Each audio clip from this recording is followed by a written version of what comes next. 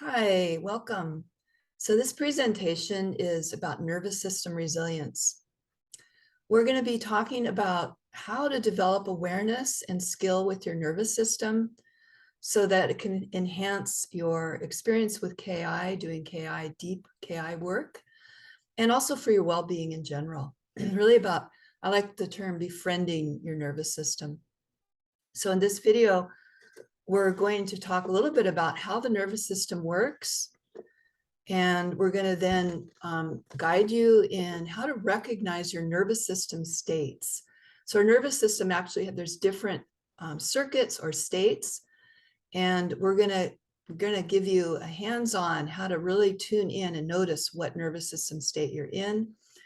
We're also going to teach you 3 simple techniques to help you when your nervous system, when you're feeling overwhelmed or something feels really stuck in your nervous system. And we'll talk a little bit more about how to recognize those states. We're also going to talk about how this information can be applied to your whole life in general for your general well-being, but specifically about doing that KI work that's deeply transformational and how understanding your nervous system can empower you to have KI be more effective. And then at the end, we're going to talk a little bit about the nervous system resilience course that we've created that goes into much more depth on all of this. So first, I'll just say a little bit about myself. I'm Angela McLeod, and I'm a certified KI facilitator. I got certified in August of 2019, one of the first groups that became certified with Julianne and Scott Killaby. But before my training in KI, I was doing other kinds of work. I was in a place in my life that was very challenging for me. I was in recovery from addiction. I had a lot of depression and anxiety, and I was really searching for different ways to do healing work. In that period, I kind of stumbled upon some techniques that work with the nervous system and how to regulate the nervous system. And I was also studying Qigong, which is a movement practice. And I started to recognize profound change in my life in general, as I started to understand what was going on at my nervous system level. It's kind of like this deeper foundation. That got me really interested in what is the nervous system? How does it work? And I started studying it, taking courses, studying with people and applying it. And then as I went further with learning KI and working with KI for myself, and when I got certified and I started practicing KI with clients, I started to notice that working with the nervous system could really support doing the KI work. So that's how we got here, how I got here today with this course. And I'm going to turn it over and let Philip introduce himself. Hey everybody, I'm Philip. Yeah, so I don't know, I guess I'll start with when I was younger. As a kid, I'd always meditate. I think I recognized from a young age how important that regulation is. I think I had ADHD as a kid.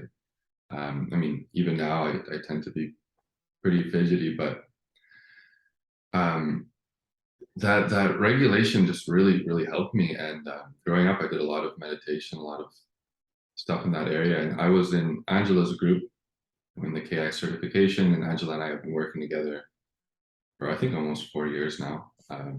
Crazy. And yeah, I mean this nervous system work, it's just so interesting. I did Angela's first course that she did, live course that she did on the nervous system, and it was really interesting to notice just how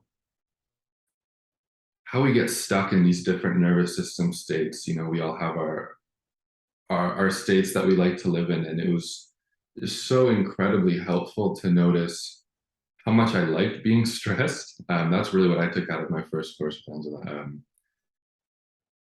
It was like, you know, I drink a tea or a coffee in the morning in order to be more stressed every day, you know, which seems helpful for whatever reason when you're in that.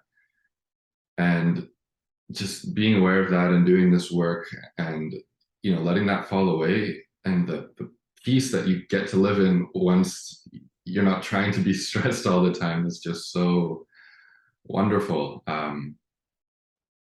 Really, it's such a gift to learn this work and now to pass this work on. So that's me. Great, thank you, Philip. Mhm. So I'll give you a little nutshell explanation of the nervous system. So if you think of the nervous system almost like an electrical system that goes through the whole of your body, from your brain, your spine, out into the rest of your body, we actually have three really distinctly different circuits that move through our body. I'm just going to use simple terms here so that it's really easy to grasp at this point, since this is going to be a relatively short course. And the three different systems are fight or flight. You may have heard that term. So fight or flight would be like being really revved up, like I got to get out of here, I got to run away, or I got to fight here, I got to stand up for myself, and I'm just going to, argue. But the sense of it in the body and in the mentality and the emotions is being afraid and having to fight or having to run away. So the nervous system is gearing up for fighting or fleeing. And that can manifest in different ways. Another nervous system circuit is somewhat the opposite of that, and it's more of a shutdown mode. So I'll call it freeze or shut down. There are different terms. So again, to keep it simple, we'll just stick with those. And both of those circuits are really functioning at an unconscious level. They function on automatic. They're more primitive in our the whole way that our bodies work, our brains work. They're really for our survival, for our protection. And they have value in that regard. We want our bodies to respond immediately if there's a literal threat. So those are two. The third one is more of a calm, relaxed, present, grounded, oriented circuit. So thinking of a time when you feel relaxed and present, you're curious, you're engaged with what's happening, you have energy, but you don't feel really overly excited. And so that nervous system circuit, I'll call it the third one, is the one that really helps us with digestion, with rest. We can relax and sleep. So on the physical level, it's where our body functions the best for healing. In terms of the social level, it's where we feel more able to connect with people. On the mental level, we're able to think clearly, creatively. It's where we're really engaged with our frontal cortex, where we can, think brilliantly. So those in a nutshell are the three different circuits. So I'm going to bring up a chart here so that you'll be able to more easily grasp these elements. Sorry, I'm having a little trouble finding my chart. Ah, there it is. Okay. Okay, so can you see that clearly, Philip? Yeah. Okay. Now, the three circuits that I just talked about are listed on this far left, going from the bottom to the top. And just for now, notice that at the bottom in the red is the freeze mode. In the middle in green is that rest, connect, digest mode. And in the top is the fight or flight mode. Now we're going to go across and we're going to let you have this chart. We're going to include this in this little video so that you can, refer to it. What you notice in the middle section of the chart, the way that the fight or flight mode feels in your subjective experience. That means internally how you feel, either whether that's emotional or how your thoughts are going. So I'll just give you a few examples here. You might feel irritable, anxious, revved up. Your thinking might be obsessive or maybe just not very clear. You might feel defensive, or you might be critical or judgmental of other people. You might, in more extreme cases, just feel simply really afraid, terrified, angry, or even enraged. So those are qualities of what you might be feeling inside when you're in the fight or flight mode. In the body level, or what we call physiological level, you might notice that your heart rate is going faster. You might feel an adrenaline rush. Your breathing might become more shallow or more kind of like panting. You may not notice this, but the digestive function will kind of go offline. So if you're feeling in that fight or flight mode, your body is getting ready to run or to fight. So it's not going to be putting energy into digestion. So this is an example of how the nervous system actually reflects in our body experience and our mental, emotional experience. So let's go down now to the opposite side. If you're in the freeze shutdown mode, what you might be experiencing inside is not very much motivation, a lack of energy. You might feel hopeless or ashamed, or maybe you can't think very clearly. Maybe if you're with people, you're not really in touch with what you feel, or you kind of go along with things because you're not really sure what you want to say. It's a sense of passiveness. In more extreme, you might feel like withdrawing or isolating. You might feel depressed. You might even dissociate. On the body level, if you're in that freeze mode, what you might notice, or even it might not be at the conscious level, but if you tune in, you might notice that your heart rate is slower, your blood pressure might lower. You might notice that your breathing is also really shallow in this mode. If you were able to test your thyroid function, your thyroid hormones would probably be low if this is an ongoing state that you're stuck in. And on another level, you might not be digesting very well. So again, when the nervous system goes into that freeze mode, it's also going to reflect in our body systems. So our digestion goes down, and how we feel and how we experience life. And then lastly, in this middle zone, it's also called the window of tolerance. When we're in that third circuit, we're going to feel open, curious, present, grounded. We will feel emotions, but they'll feel appropriate to the situation. And they won't be extreme or like stuck.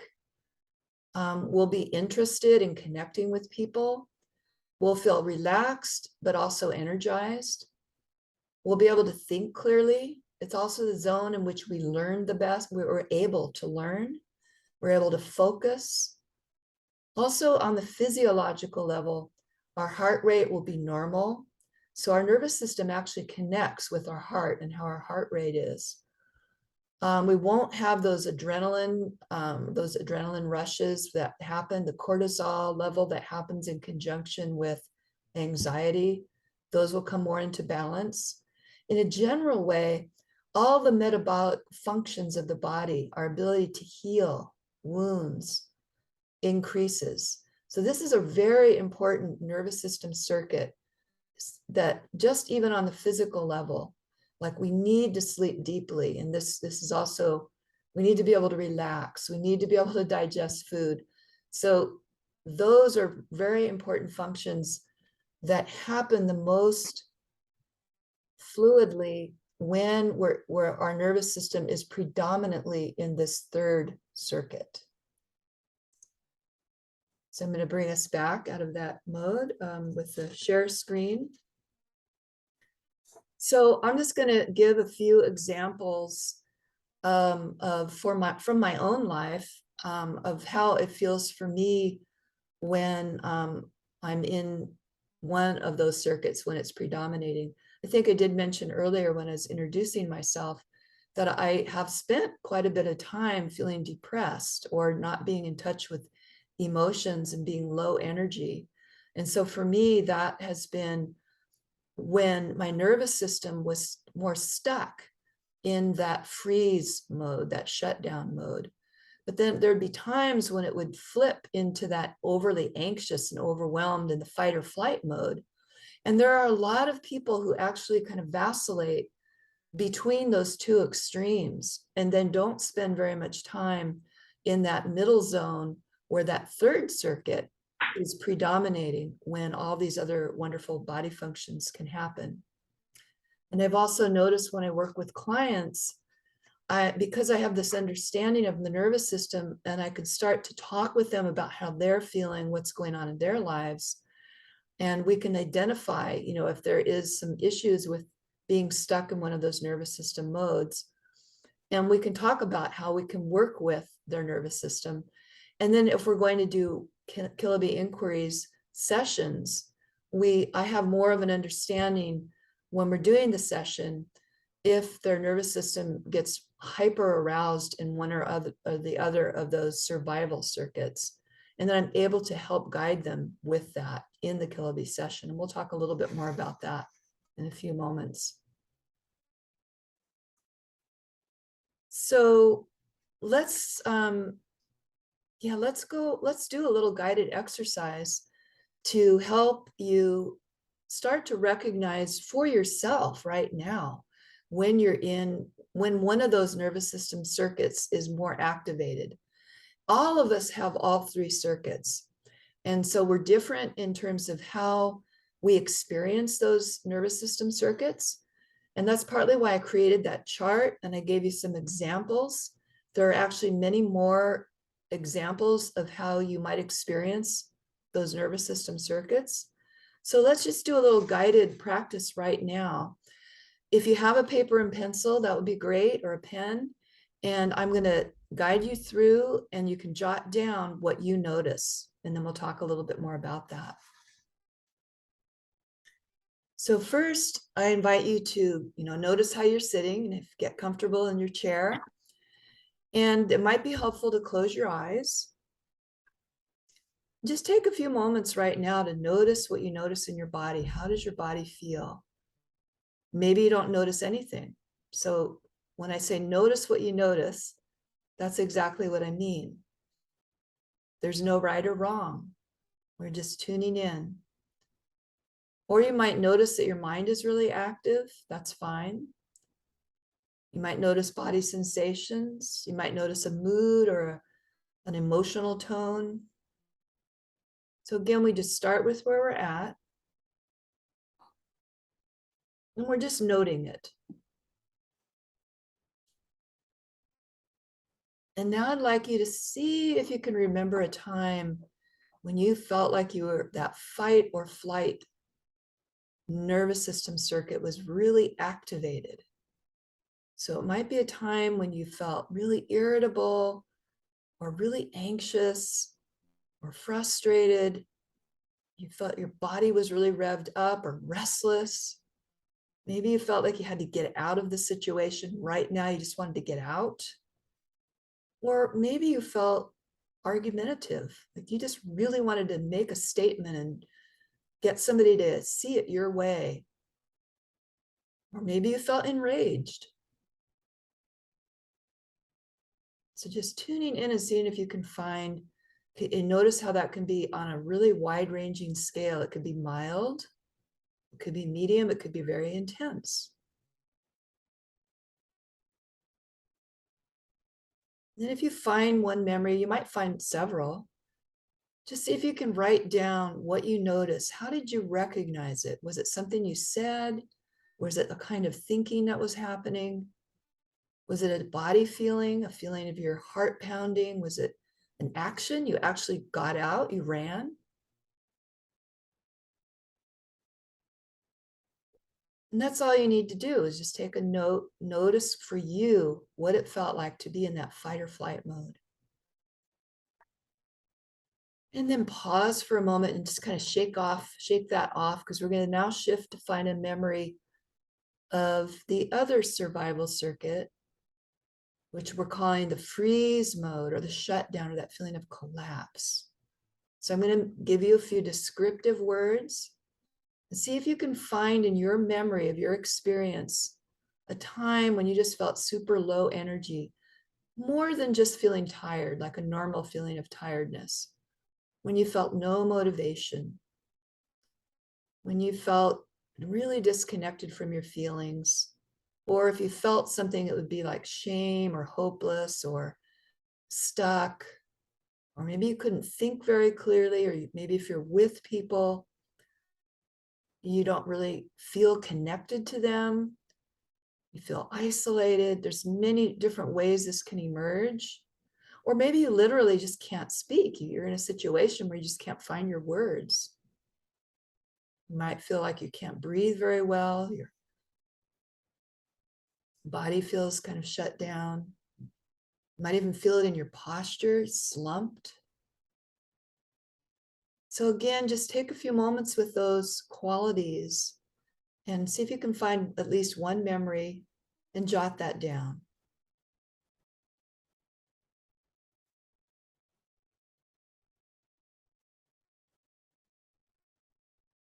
Okay, now again, let's just kind of shake that out, make a mental shift. Now we'll work with the third nervous system circuit. Now I'm going to describe some of the qualities that you might experience when you're in that third circuit. You feel grounded, present. You feel relaxed, but you also have energy. Your body might just be up and open. You feel tuned in, like you can sense what's going on in you, but you're also aware of what's happening in the room that you're in with the people that you're with. You have a sense of being able to focus. There's a sense of flow. Your body's digesting well, the functions of your body are happening. You feel emotions and they're kind of in response to what's happening around you, and you don't really feel stuck in them. The emotions move and they come and go. So when you get a memory of a time when you felt that way, just noting that, notice what you recognized in your body or your internal experience, maybe what the event was or what was happening, and then just write that down.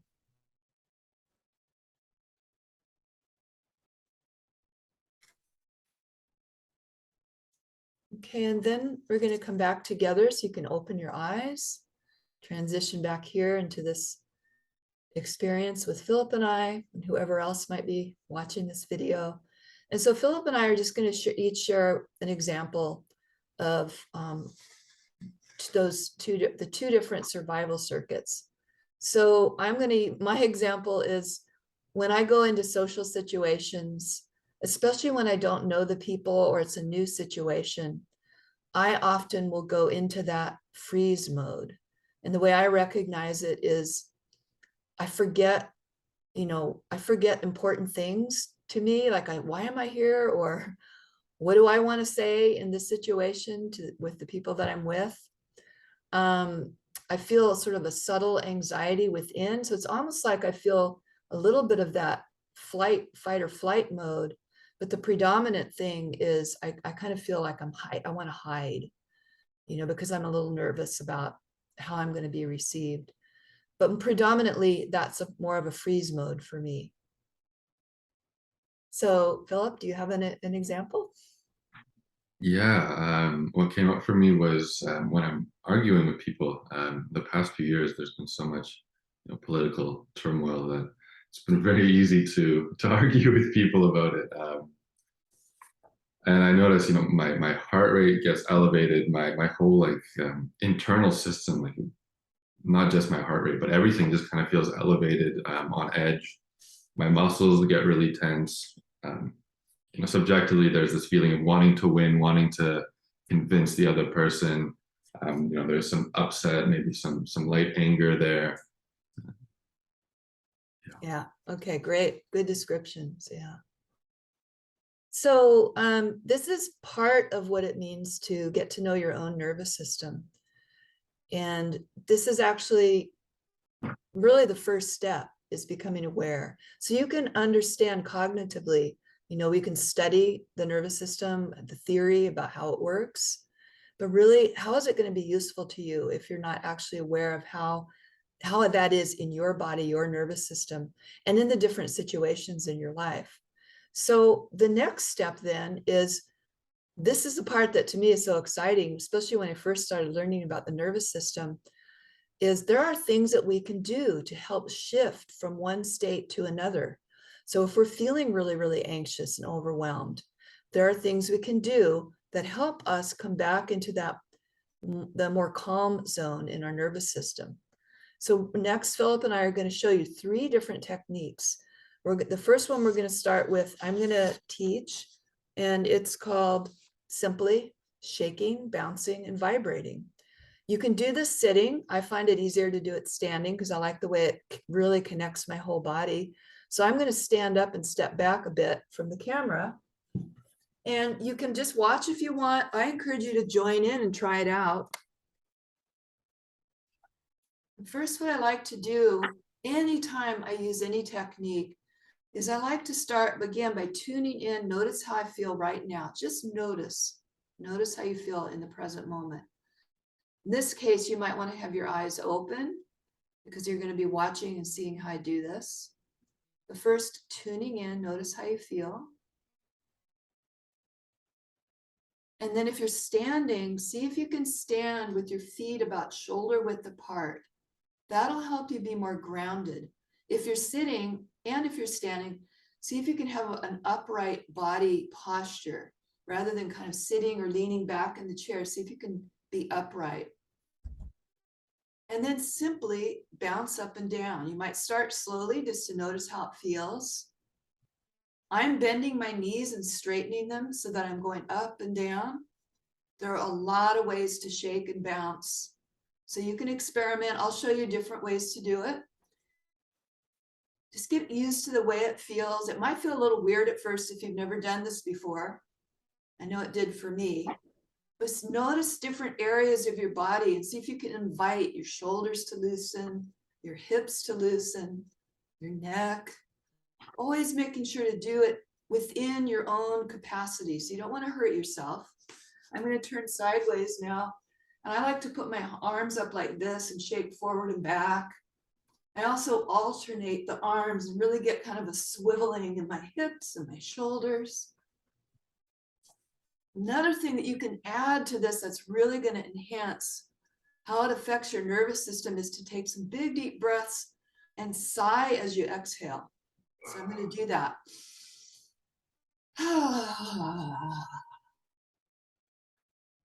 Feel it in your jaw as you sigh. I'll do one more.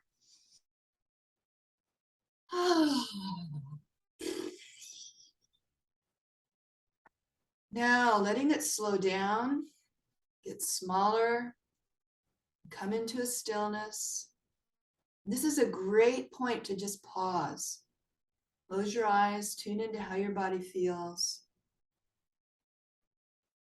Really take a few moments to savor and to feel what's happening in your body. This is also an important part of working with your nervous system as you become more aware of your states, and then you start to learn how to do some techniques that we're going to be showing you or other ones. It's really important to notice, how does it affect you? So you can open your eyes now if they've been closed. The value of that is, of course, if something isn't working for you or you don't like it, then you've got that awareness and you can say, okay, I think maybe I'll try this one again. Because some days it might feel different. Sometimes it's hard to get used to something when it's new. At first you might feel like, oh, I don't like this one. So I would encourage you to try it more than once, to try it in different situations. Some techniques are not going to be appropriate. Like I'm not going to do this in a grocery store. I'm not going to do bouncing, at least at this point in my life. So there's some situations where these different techniques are going to really be applicable and others they won't. And the other thing I wanted to mention is experiment. You're free to there's no right or wrong. I would say the only wrong thing to do is to hurt yourself or to do something that just isn't working for you. It's making you feel worse. But experimenting is another way of finding your own inner guide with your nervous system. So Philip, how was that for you? I know you've done this Great. before, but Yeah, I love this. I've always thought shaking is so good for releasing. I mean, I've mentioned it many times, but like you see a dog shaking out, after there's some kind of stressful interaction. It's such a normal thing to do that we don't actually do in our lives at all. And it's so good because it's energizing, but it also releases. So you don't end up being, zoned out or like in a super meditative state. You just feel awake, ready, and present. I really like that one. yeah, beautiful.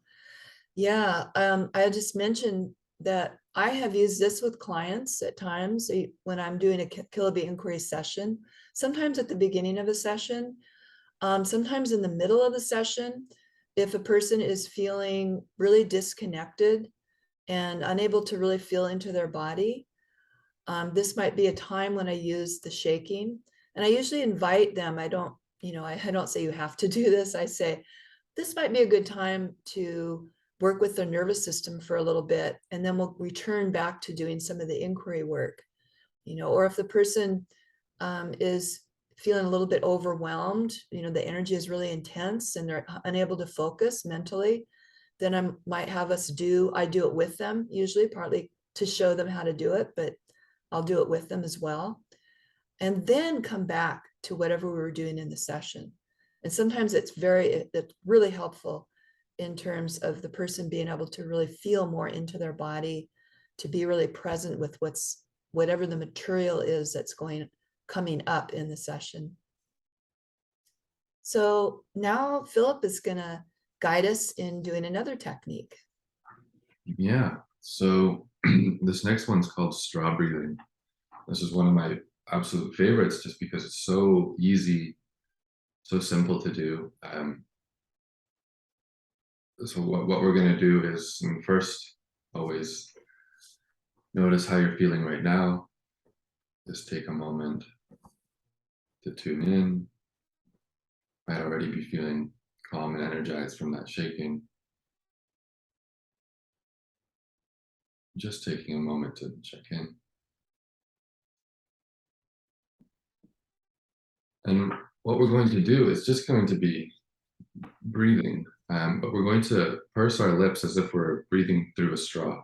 So we're going to breathe in 6 seconds or so. And then we're going to hold our breath just for a moment and then breathe out again as if through a straw. Letting that out breath be slightly longer than your in breath. And again, you can pause just for a moment in that out breath and then again breathe in slowly, deeply.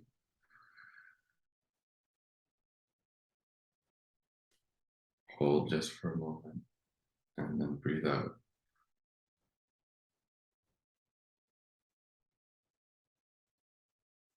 And just keep going at your own pace for a few breaths. Sometimes it can feel like a little bit too much breathing. I've had that before, so feel free to put in a normal breath in between if it feels like too much. Like Angela was saying, feel free to experiment. There's no right or wrong way to do this.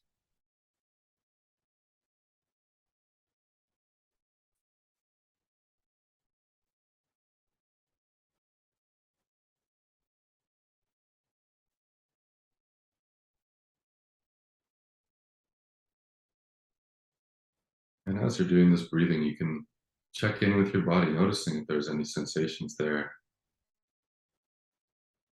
anything moving as you're breathing.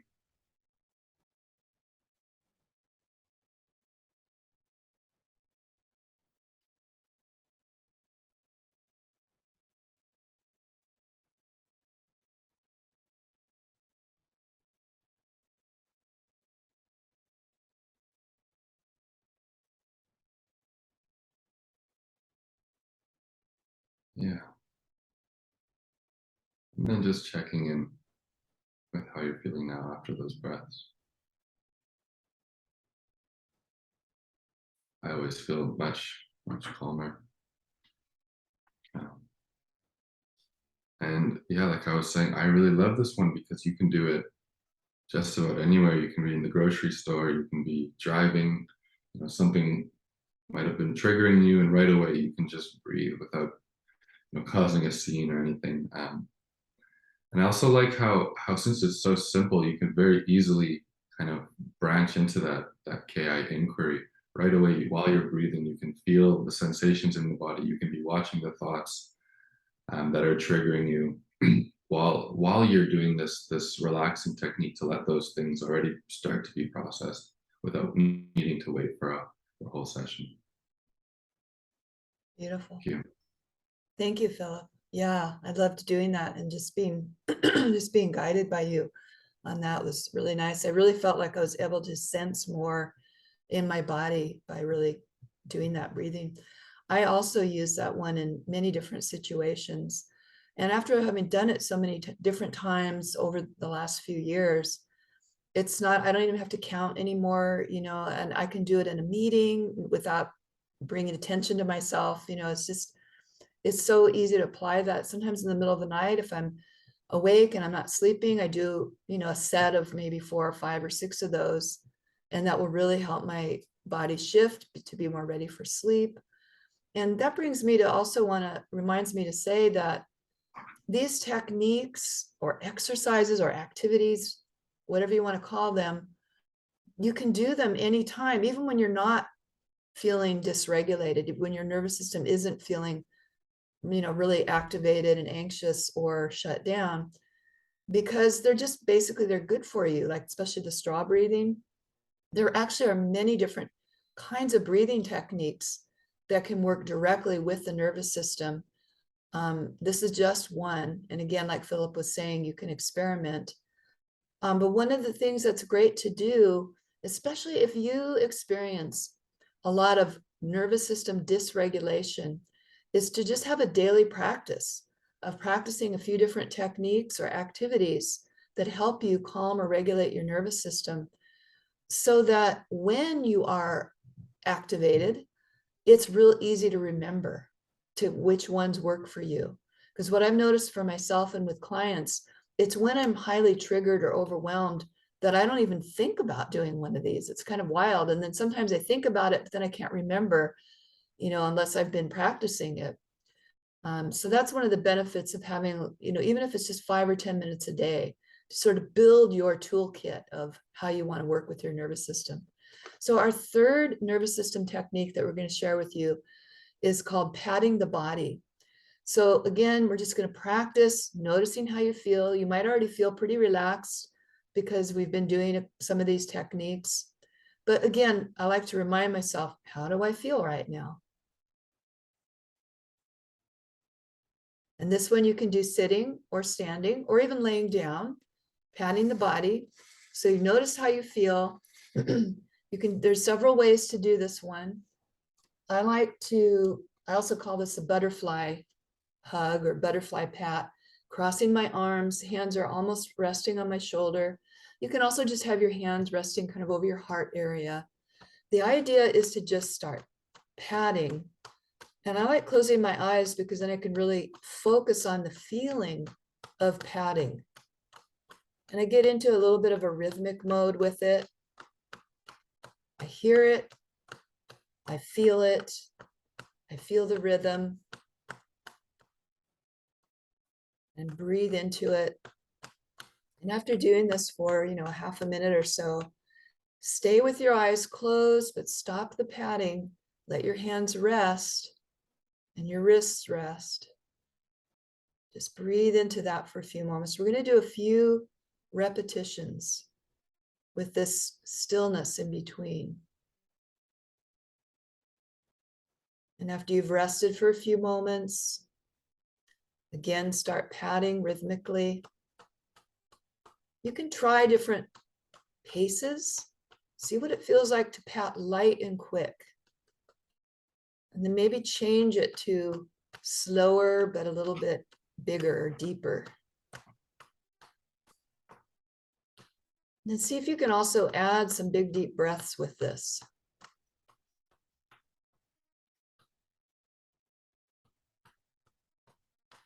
Again, when you feel ready or your wrists start to feel tired, you can let them Let them stop patting, and then just stay here with it, really feeling into your body. Sometimes I noticed that my neck was holding on a little bit, so I just relaxed my neck. You can switch, have your arms down. You can even have your hands on your thighs and pat. Some people might feel uncomfortable putting their hands up on their shoulders, so just find what feels comfortable to you. Now, rhythmic movement speaks to the nervous system.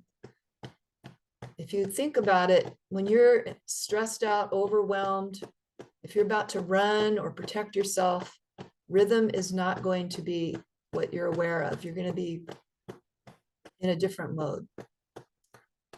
Rhythm speaks to the nervous system and helps it go into that calm, present, relaxed mode.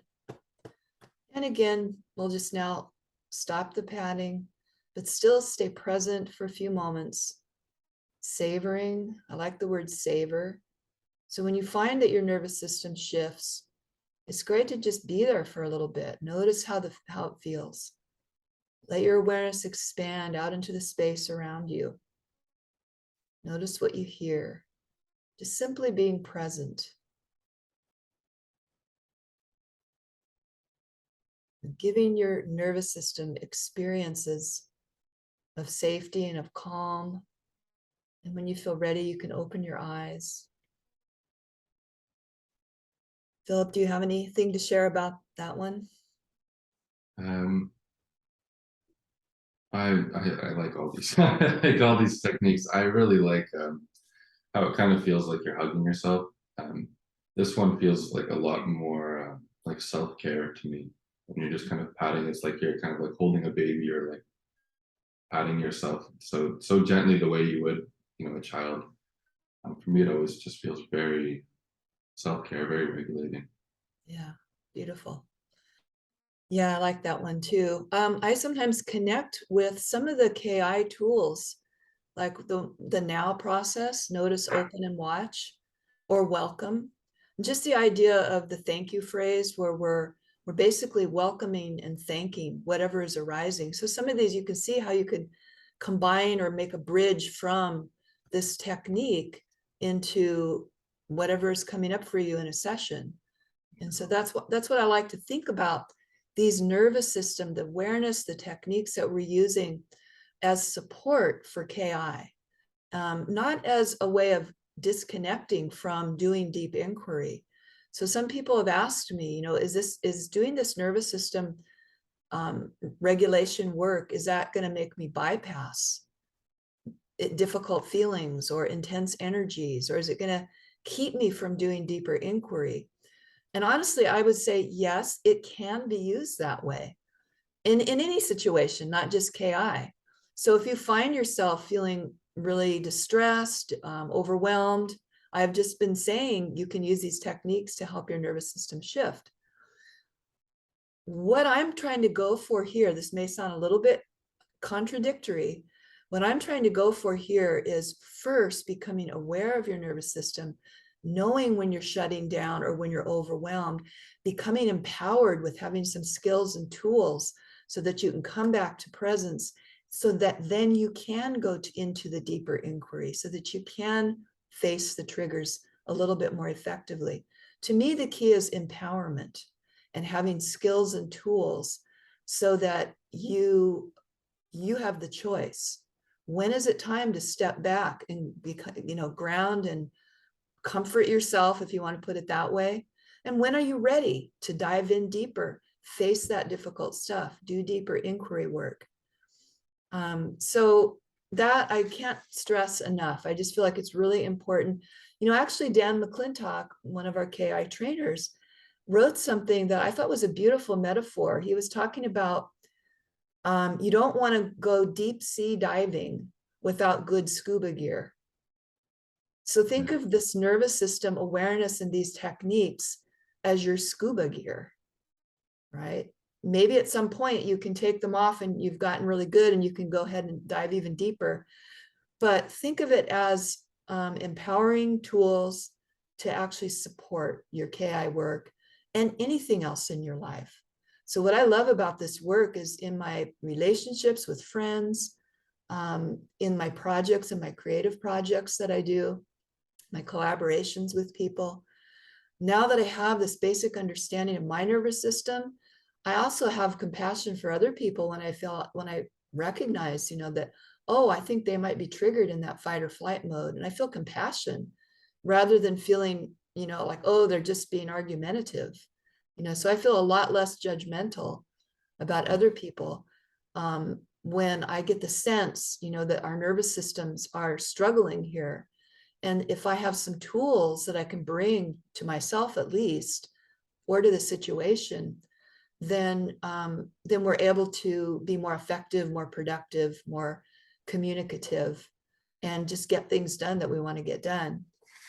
So, so again, let's give a few more examples, Philip. I wanted to give the example of how to apply this work to KI. Is there's been times when I'm working with clients when the person lets me know that they just can't feel into their body, like it just feels too scary to them to feel the sensations in their body. To me, that's a signal that their nervous system is pretty highly activated. So they're probably in a space of dissociation because they need to be. It's too much to feel into the body. So therefore, I would say, well, let's pause here and do some work with the nervous system. And so, and then I say, okay, now can you feel? How do you feel in your body now? So maybe we've done one of these different techniques that we've just shown you, and then I say, is it okay to feel into your feet, for example? And I'm thinking of one client in particular that was okay for him. So it was like, again, bridging into being able to be in the body and feel the sensations, because that's really the heart of what we're doing when we're getting into our KI sessions and into our work, is we need to be able to feel what's happening in our bodies. We need to be able to be present with to find and dig into whatever those deficiency stories are. So, and on another level, if a person's mind is racing and they're really kind of stuck into worrying about the future or ruminating about the past, it might be really difficult to find what's the deeper deficiency story. So there's some other techniques that I use with people sometimes that works with words on the nervous system level. And so we're not going to go into that here at this point.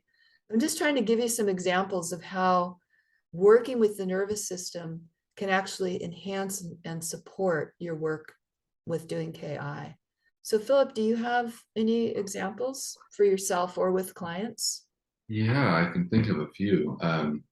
Speaking for myself, I mentioned earlier that that stress that I realized when first doing Angela's course, and just to demonstrate how kind of related these two things can be, the nervous system regulation and the KI work, is that kind of chronic stress, that kind of chronic activation, I mean, that's coming from a deficiency story, right?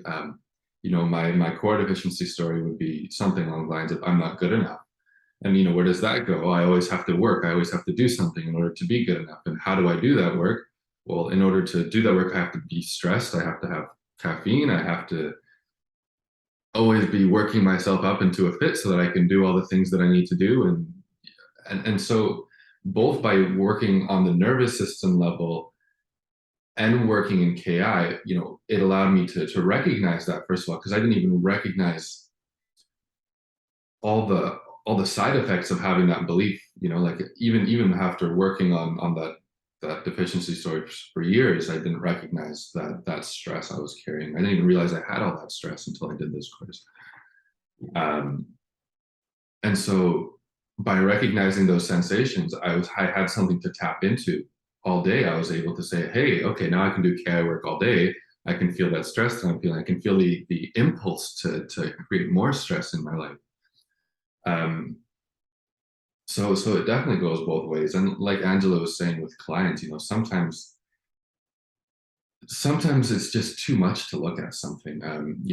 Scott used to talk about readiness a lot. I'm not sure if he still does, but he would always say, at a certain point you're not ready to look at something, and at a certain point you are. And I think that a lot of that has to do with this type of work. You need to have the base layer solid before you can take that step forward, before you can build something higher. Beautiful. God, I love that. I'm glad you brought that term up, readiness, being able to discern when you're ready. That's another part of what this is about, going beyond a cognitive idea of are you regulated or are you not regulated, but to be able to discern when your system is ready to feel and deal with difficult stuff. Because for transformational work by nature, it's going to feel uncomfortable at times. We're going to touch into that overwhelming stuff. And so a lot of times, probably this is true for most of us, we want to transform. We want, to not be suffering. On another level, we don't want to feel we don't want to do what it takes. We don't want to feel that uncomfortable stuff. It's kind of a challenging thing. So this work, the way that I'm presenting it and the way that I'm teaching it really is, I actually want to bring in here the idea, instead of using the word nervous system regulation, I like to use the term nervous system resilience, because for me, the word regulation kind of implies I want to get my nervous system regulated and calm and stay there. I don't want to feel triggered. If I feel triggered, I've got to do something to get regulated. I wish I could throw that out. That term is used so much. I use it because I want to communicate to people on the whatever wavelength they're on, but I continually bring in this idea of resilience. Now, for me, resilience is all about resourcing the nervous system, having a broader capacity, like what Philip was referring to, like having this foundation that's broad and expanded, so that you have the ability, the flexibility to feel and experience the difficult stuff, but you're not so thrown off, so overwhelmed that you just completely leave or dissociate, or that you feel like you can't do the work. I have heard of people who are doing, whether it's KI or other kinds of work, and they get overwhelmed and then they think, I can't do this, it's too much. So the idea would be to work with the nervous system, expand your capacity, and then try doing more of the KI work or whatever modality it is you use. So that is our little presentation on the nervous system, a few techniques, how we use it, how we can apply it to our work with KI and just in general in your life. And we're going to take another few minutes to talk about our nervous system resilience course that Philip and I are about to launch. And it really goes into great depth. All of what we've been presenting here, we're actually going to look at the science in this course. We're going to be looking at the science and the terminology. And I've been able to translate, so to speak, this complex science about the nervous system and the polyvagal theory so that it's much easier to understand and to apply. Because what I'm really excited about is going beyond just a cognitive understanding. But you got to have that basic understanding, because it gives you language, it gives you a map. And then in the course, we teach a whole bunch more of these nervous system resilience techniques. And it's laid out in 4 modules and with time in between. So we encourage people to do one module, practice the techniques and self-observation in between the modules, and then go on to the next module. We have printed charts and worksheets to help you if those kinds of things are helpful for you, to be able to track what's going on in your nervous system, to be able to apply what you're learning from the lecture videos. So we have lecture videos and we have guided demonstration videos. And we've separated out the demonstration and the guided videos so that you can easily go back and re-watch. And they're usually very short. So you don't have to watch the whole lecture to get those guided exercises. And we've put at the end of each module a set of questions. These questions is kind of like the idea of a quiz, but there's no grading or anything. It's just to get you to think about what you just learned in that module so that you can integrate and assimilate the learning. And then there's homework at the end of each module so that you can practice some of the information and apply it to yourself. And then this is what I'm really excited about. In addition, oh wait, first I want to say all of the lecture videos and all of the demo videos have a written summary of what you learned in that lecture. So we're coming at it from all these different angles. We've got the visual, the videos with Philip and I describing and guiding, and you've got written so you can go back and read it that way. And we've got the charts, and then we also are putting all of this into a manual. So if you like to print stuff out, then you can have it in a written form. Besides, somewhere's around 15 or whatever nervous system resilience techniques, there's a bonus list of even more. So there's somewhere around 50 different ways that you can work with your nervous system. Now then, what I'm really excited about is that we're going to be adding ongoingly. So once you buy the course, you have it indefinitely, and we're going to be adding to the basic course what I call bonus videos.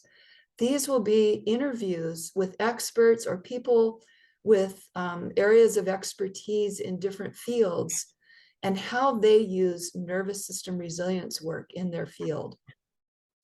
So our very first one, which we're going to be putting in right at the beginning, I interviewed Bronte Spicer on how she uses nervous system resilience work with parents and children. And so it's just beautiful the way that she has woven that in, along with Kiloby inquiries. And so I talk with her and she explains how she uses that work. And it's really a beautiful thing. So we're going to be adding more. We're going to be adding bonus videos, talking to people about how you use the nervous system work for addiction recovery, or how you use it with creative endeavors. Another person I'm going to talk to is going to talk about burnout. How do you use nervous system resilience work if you're in a career where you're experiencing burnout? There's many other topic ideas, and we're just going to keep adding those. And then the other thing that we're adding to this course is periodic learning labs, live learning labs. So approximately once a month, Philip and I, or one of us, will host on Zoom a live learning lab where anybody who's in the course can come, ask questions. We'll do a few guided exercises together, and you can bring any questions that you have about the course and we'll talk about it. You can also bring discoveries, things that are working for you, because I love hearing about how people are using this information and applying it to their lives or work that they do with other people. And so we'll be doing those learning labs for the foreseeable future. So I'm not going to say forever, because that's a long time, but we're going to launch the course and we're going to be doing these probably for a few years at least. So Philip, did I forget anything? Is there anything else about the course that you want to add? No, I think you covered it. Yeah, Great. I'm excited to see everybody there. All right. Okay. So we'll include a link to how to get to more information about the course and how you can register for it if you're interested in that. And then wherever we post this, this little mini class, if you have any questions, you can reach out to either Philip or I, and we'll try to answer your questions. Okay, so have a great time with this work and hope to see you soon. Bye. Bye-bye.